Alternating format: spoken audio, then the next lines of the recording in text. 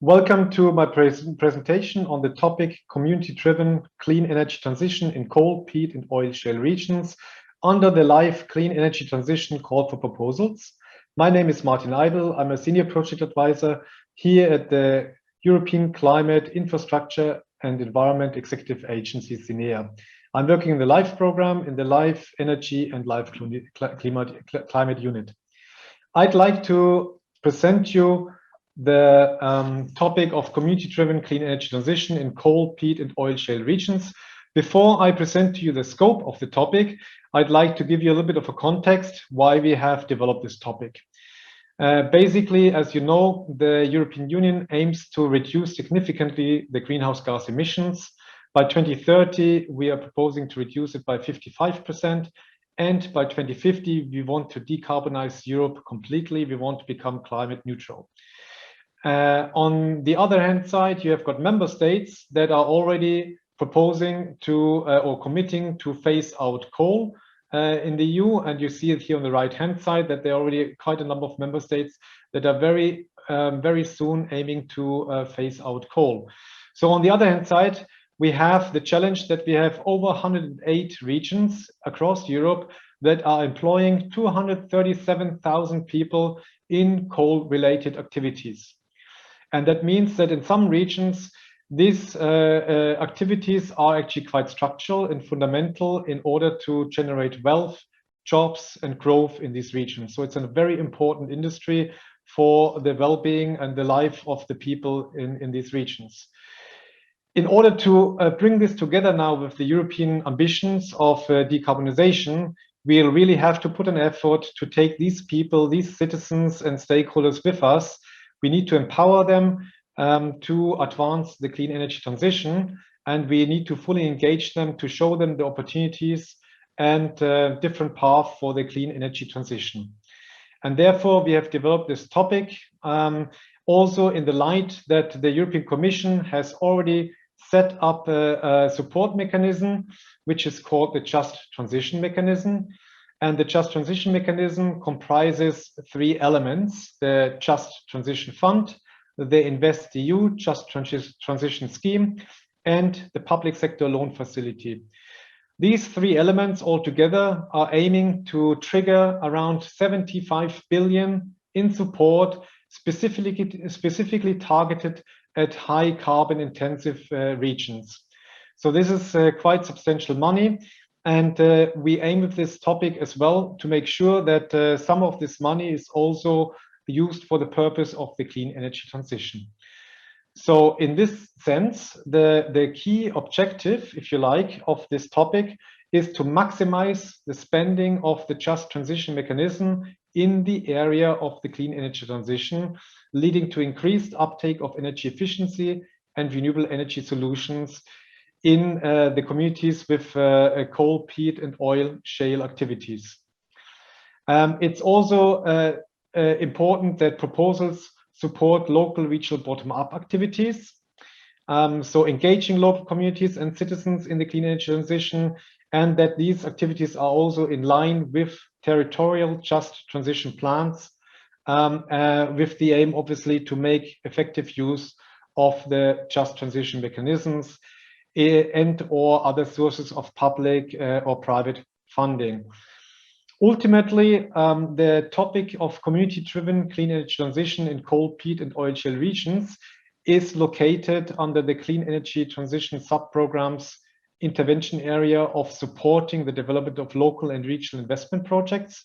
That means that ultimately we expect proposals to also work on investment project pipelines leading to energy efficiency, renewable energy projects, concrete projects and investment in these areas, whilst at the same time really engaging the citizens and the communities in this endeavor. And here's a list of the activities that we are going to support. It's a non-exhaustive list of activities, and I'm going through it very briefly. So one of the activities we are aiming to support is the alignment of local and regional strategies with the clean energy transition and strengthening the implementation by deploying support from the Just Transition Mechanism. as I mentioned already before. And of course, again here, the very important strong citizens focus. So citizens should be engaged in the governance structures and decision-making processes when you're going to set up these strategies, when you develop these strategies, when you're going to revise these local regional strategies. You need to demonstrate in the proposal how you're going to engage with your citizens, with your stakeholders in your territory. This should also lead to building capacity and understanding amongst key stakeholders, local communities, and citizens for the clean energy transition. I mentioned in the introduction that it's probably important. It's ultimately very important to demonstrate to citizens and communities in areas where coal mining, for example, is a structural industry, what the benefits are of the economic and social change that the clean energy transition will bring with it. And also, of course, environmental and health benefits, which the clean energy transition will bring with it. So it's important to build the capacity of these stakeholders and citizens on the opportunities of the clean energy transition. Alleviating energy poverty is also one of the activities which we support under this topic. It is a widespread phenomenon across Europe with a mixture of poor housing conditions, but also low income, and often those people who are living in such housing conditions are not able to invest very much into their properties. They might not be even the owner of the property, but nevertheless, they have to spend probably a high price on energy costs. And that is what we have to change also with the clean energy transition, to make it fair and equal also to those people who have to pay high energy costs. Developing sustainable energy project pipelines is also one of the activities we support under this topic. And that could be things like energy efficient renovation of buildings, energy efficient district heating and cooling systems, or low carbon transport solutions. The important thing here is, again, when you develop these investment project pipelines, that it should also go hand in hand with involving citizens and stakeholders in your territory, because ultimately it's not just about fixing buildings, but it's about illustrating to the communities that the clean energy transition has a lot of opportunities. It has a lot of positive impact on the livelihoods and a lot of potential economic and social benefits. So in that sense, when you select your investment project pipelines, also think about how you can create ownership and co-design with your local communities. Ultimately, again, what I said is three things. One is it should really try to absorb funds from the Just Transition Mechanism. So these 75 billion euros, which are made available to high carbon intensive regions, we would like to make sure that some of this money is really being spent on more energy efficiency solution, more renewable energy solutions in the target areas. We also, that's the second thing, we also want proposals to really put a very strong citizens engagement focus in the proposals and really demonstrate that in the proposals how they will engage the citizens and the stakeholders in the whole project activities.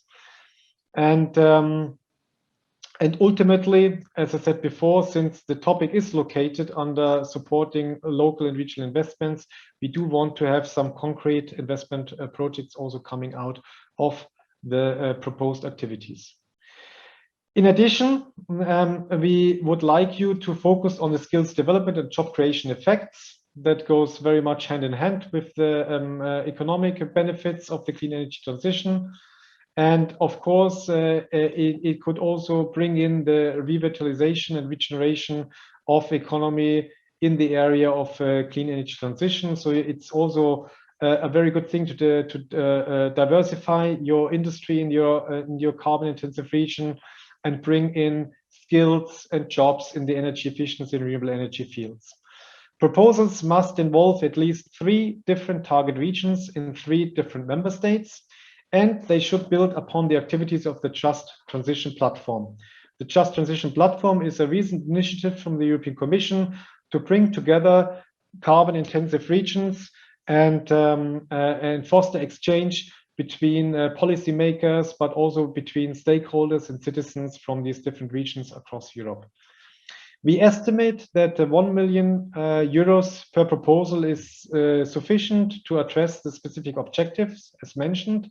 However, this does not exclude any proposal which is proposing a different budget, lower or higher.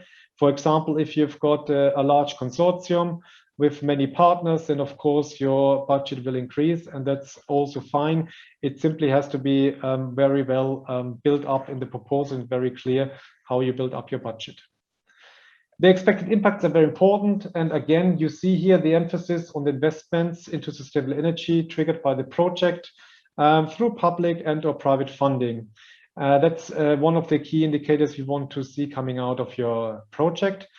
We also like to see the number of citizens with increased level of awareness for the clean energy transition.